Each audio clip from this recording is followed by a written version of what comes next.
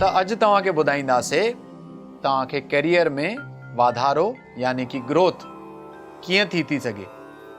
जिथे तव्हां कमु कंदा आहियो थी सघे त हुतां जे माण्हुनि सां ऐं तव्हांखे आसे पासे में वातावरण सुठो रखिणो आहे।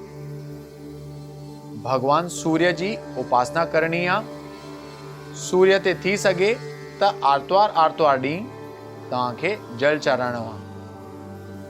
तव्हांखे गायत्री मंत्र जो जाप अति लाभदायक थींदो, पर तव्हांखे 11 ॾींहंनि ताईं उहो रोज़ हिकिड़ी माला करणी आहे। शुरू तव्हांखे आर्तवार खां करणो आहे। हर मंगल तव्हांखे हनुमान जी जे मंदिर वञणु खपे। भगवान जे राइट पेर खां सिंदूर खणी करे पंहिंजे मस्तक ते लॻाइणु खपे त तव्हांजो नौकरी में सुधारो थींदो ऐं तव्हांखे अगरि धंधो कंदा आहियो त तव्हांखे हुन में लाभ प्राप्त थींदो।